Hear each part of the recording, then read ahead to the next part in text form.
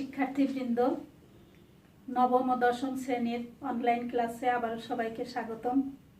আশা করি সবাই ভালো আছো, নিয়মিত লেখাপড়া করছো, সুস্থ আছো। আজকে আমি শুরু করতে যাচ্ছি তৃতীয় অধ্যায়ের একাদশ পরিচ্ছেদের শব্দের শ্রেণী বিভাগ। আজকে আলোচনা করব তাহলে শব্দের শ্রেণী বিভাগ নিয়ে।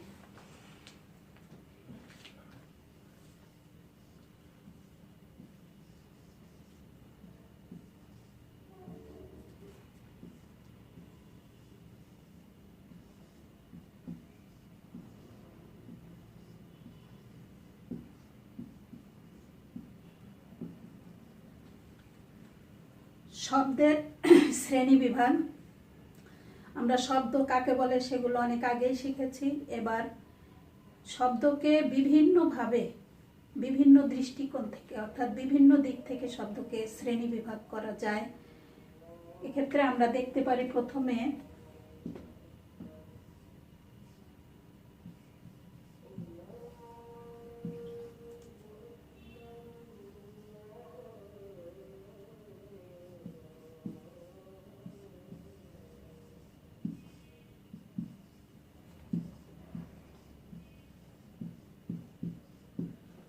এক, গঠনগত শ্রেণীবিভাগ। দুই, অর্থগত শ্রেণীবিভাগ।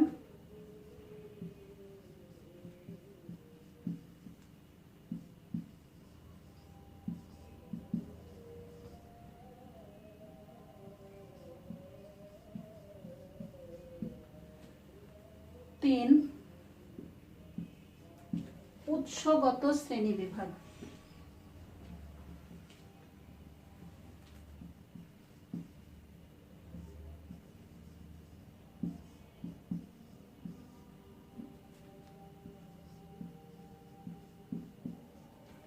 তাহলে প্রধানত আমরা তিনটা দিক থেকে শব্দকে শ্রেণীবিভাগ করতে পারি। এক হলো গঠনগত শ্রেণীবিভাগ, দুই অর্থগত শ্রেণীবিভাগ, তিন উৎসগত শ্রেণীবিভাগ। এখন প্রথমে আমরা আলোচনা করব গঠনগত শ্রেণীবিভাগ নিয়ে।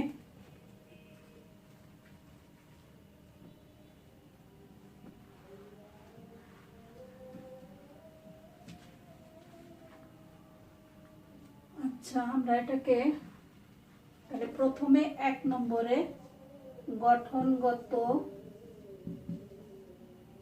বা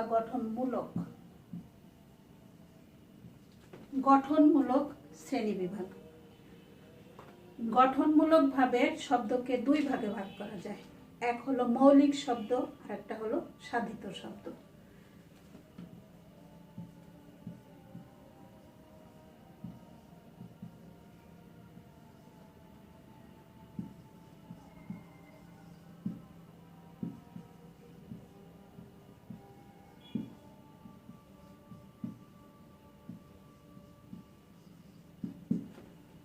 মৌলিক শব্দ ও সাধিত শব্দ। মৌলিক মানে আমরা জানি যে যাকে আর যে শব্দকে আর কোনো শ্রেণীতে ভাগ করা যায় না বা কোনো বিশ্লেষণ করা যায় না, সেটা হলো মৌলিক শব্দ।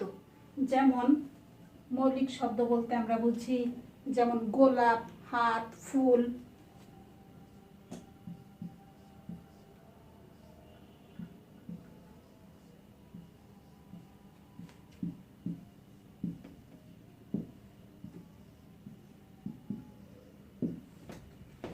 গোলাপ, হাত, ফুল এই শব্দগুলোকে বিশ্লেষণ করা যায় না, তাহলে এই শব্দগুলো হলো মৌলিক শব্দ। তাহলে আমরা কি বুঝলাম যে মৌলিক শব্দ কাকে বলে? যে শব্দকে আর কোনোভাবেই বিশ্লেষণ করা যায় না তাকেই বলা হয় মৌলিক শব্দ। এবার আসছে সাধিত শব্দ। সাধিত শব্দটা আগে কি? সাধিত এই শব্দটার অর্থ কি? সাধিত মানে হলো যে কোনো না কোনো প্রকার বিশ্লেষণের মাধ্যমে যে শব্দগুলো পাওয়া যায়। যেমন আমরা সন্ধির মাধ্যমে পেতে পারি, প্রকৃতি প্রত্যয়ের মাধ্যমে পেতে পারি, সমাসের মাধ্যমে পেতে পারি। যেমন দেখো,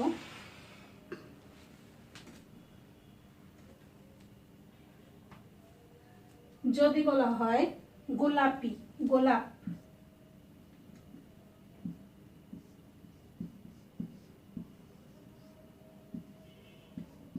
গোলাপ, এই শব্দটার সঙ্গে যদি আমরা একটা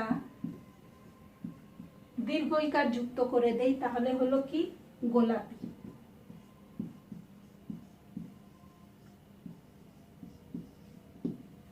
গোলাপি, তাহলে এটা আমরা এই শব্দটাকে আমরা কিভাবে পেলাম? গোলাপি শব্দটা প্রকৃতি প্রত্যয়ের মাধ্যমে। তাহলে এই গোলাপি শব্দটা হলো সাধিত শব্দ। যেমন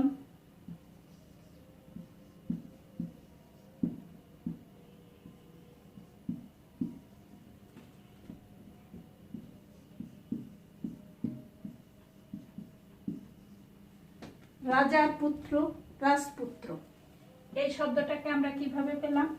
সমাসের মাধ্যমে, ব্যাস বাক্যের বিশ্লেষণের মাধ্যমে। তাহলে আমরা সাধিত শব্দ বলতে আমরা বুঝি যে শব্দগুলো কোনো না কোনো প্রকার বিশ্লেষণের মাধ্যমে বা ব্যাখ্যার মাধ্যমে পাওয়া যায়, সেটাই হলো সাধিত শব্দ। যেমন আমরা যদি বলি বিদ্যালয়, বিদ্যা যোগ আলয় সমান হলো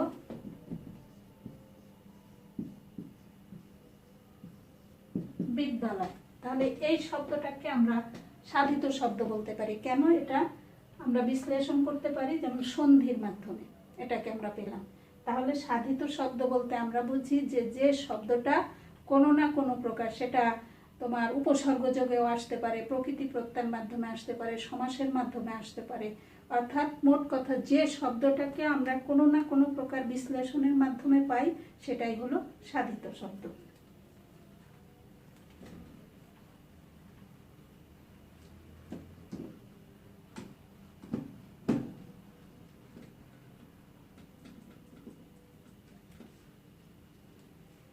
এবার আসছে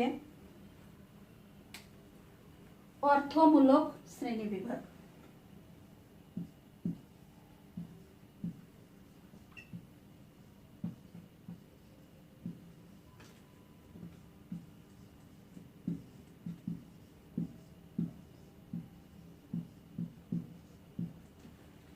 অর্থমূলক শ্রেণীবিভাগ, অর্থমূলকভাবে আমরা শব্দকে 3 ভাগে ভাগ করতে পারি।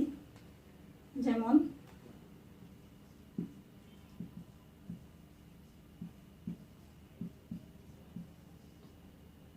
যৌগিক শব্দ,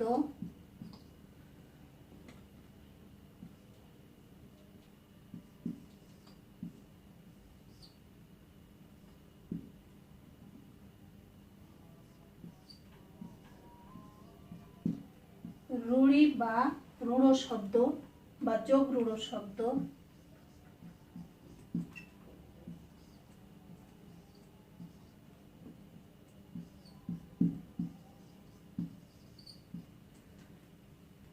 রূঢ়ি বা রূঢ় শব্দ,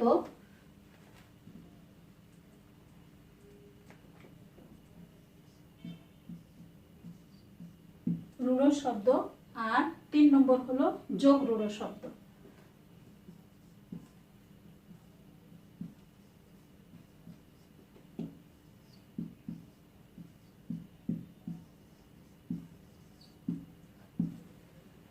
তাহলে অর্থমূলক ভাবে শব্দকে 3 ভাগে ভাগ করা যায়। এক হলো যৌগিক শব্দ, রূঢ়ি বা রূঢ় শব্দ, আর একটা হলো যোগ রূঢ় শব্দ। এখন যৌগিক শব্দ কাকে বলে? যে সকল শব্দের ব্যুৎপত্তিগত অর্থ ও ব্যবহারিক অর্থ একই রকম। একটু ভালোভাবে বোঝার চেষ্টা করো। যে সকল শব্দের ব্যুৎপত্তিগত অর্থ এবং ব্যবহারিক অর্থ। ব্যুৎপত্তিগত অর্থ বলতে আমরা কি বুঝি? ব্যুৎপত্তিগত অর্থ হলো যে মূল কোথা থেকে শব্দটার উৎপত্তি হয়েছে, সেটাই হলো ব্যুৎপত্তিগত অর্থ। আর ব্যবহারিক অর্থ হলো যে আমরা শব্দকে আমাদের দৈনন্দিন জীবনে, আমাদের কথা বলা, বাক্যে ব্যবহারের ক্ষেত্রে আমরা যেভাবে ব্যবহার করি সেটাই হলো ব্যবহারিক অর্থ। তাহলে যে সকল শব্দের ব্যুৎপত্তিগত অর্থ ও ব্যবহারিক অর্থ একই রকম তাকে বলা হয় যৌগিক শব্দ। যেমন দেখো,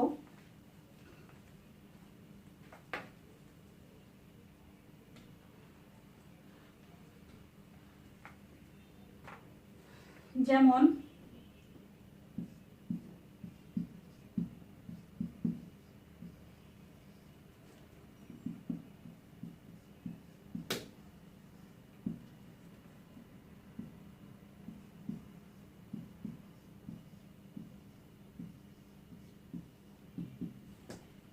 গই যোগ অক গায়ক, গায়ক মানে হলো যে গান করে।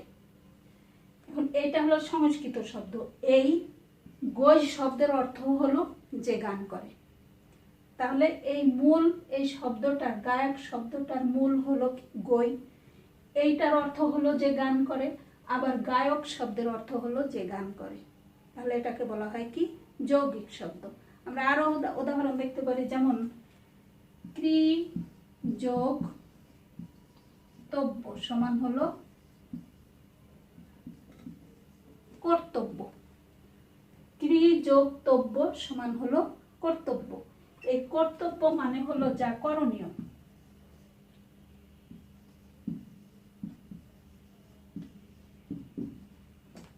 কর্তব্য শব্দের অর্থ হলো যা করণীয়, আবার ক্রি শব্দের অর্থ হলো যা করণীয়। তাহলে আমরা দেখতে পাচ্ছি যে এই যে ক্রি বা ব্যুৎপত্তিগত অর্থ, আবার এই যা করণীয় ব্যবহারিক অর্থ একই অর্থ প্রকাশ করে। তাহলে তাকে আমরা কি বলতে পারি? যৌগিক শব্দ। তাহলে যৌগিক শব্দ কাকে বলে? যে শব্দ ব্যুৎপত্তিগত, যে শব্দের ব্যুৎপত্তিগত অর্থ ও ব্যবহারিক অর্থ একই রকম, তাকে বলা হয় কি যৌগিক শব্দ।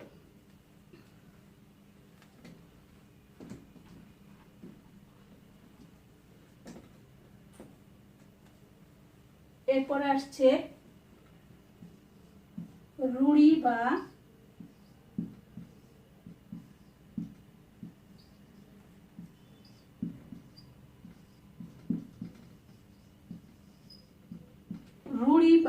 রূঢ় শব্দ।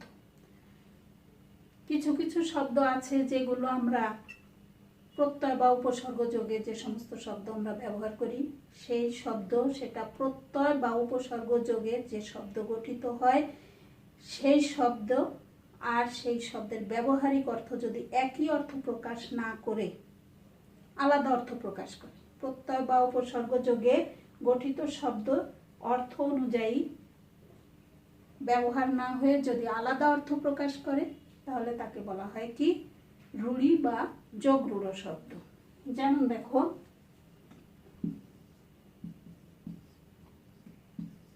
হস্তি। হস্তিকে যদি আমরা প্রকৃতি প্রত্যয় নির্ণয় করি, তাহলে হস্ত যোগ ইন, হস্ত যোগ ইন।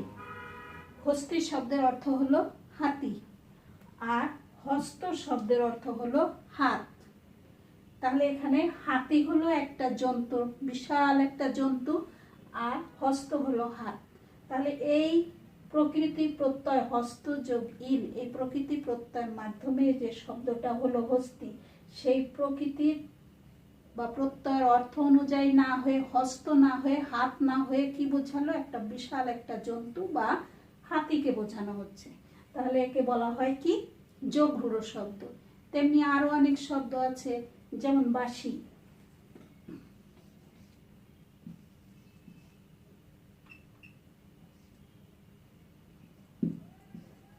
বাঁশি, বাঁশি, এটাকে যদি আমরা প্রকৃতিতে প্রত্যয় নির্ণয় করি, বাঁশ যোগ ই, বাঁশি। এখন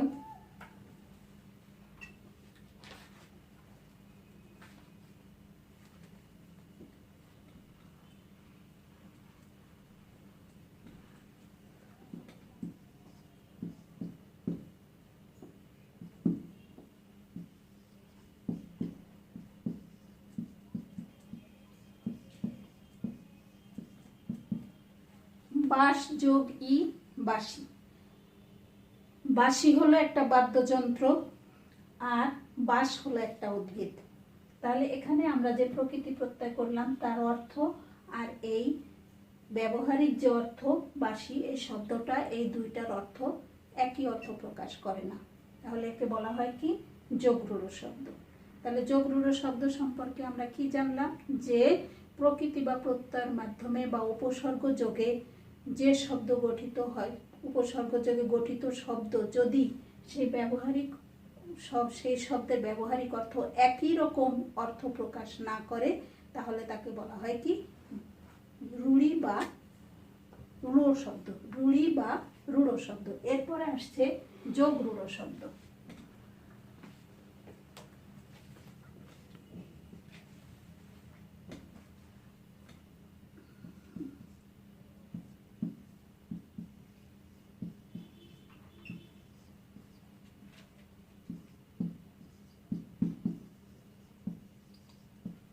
যোগ রূঢ় শব্দ, যোগ রূঢ় শব্দ হলো যে সমাস নিষ্পন্ন যে সমস্ত শব্দের অর্থ সেই সমসমান সব পদের অর্থ অনুযায়ী না হয়ে যদি আলাদা অর্থ প্রকাশ করে। সমাস নিষ্পন্ন, যেমন আমরা যদি বলি যে মহাযাত্রা,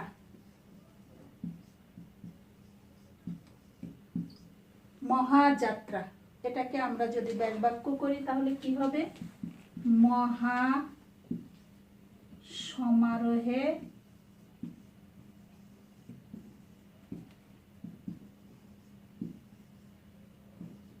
মহাসমারোহে যে যাত্রা সেটা হলো মহাযাত্রা।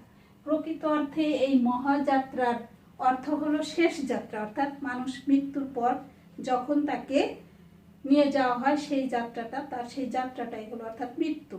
আর এখানে মহাসমারোহে যাত্রা, এটা মানে হলো যে কোনো কাজে অনেক সময় বিভিন্ন আয়োজন সহকারে, অনেক সময় বিভিন্ন বাজনা বাজিয়ে, বিভিন্ন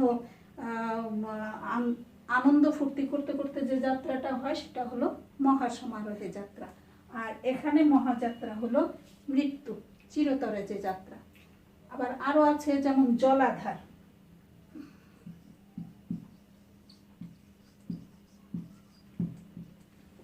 জলাধার হলো, সেটাকে যদি আমরা ব্যাসবাক্য করি তাহলে জল ধারণ করে এমন।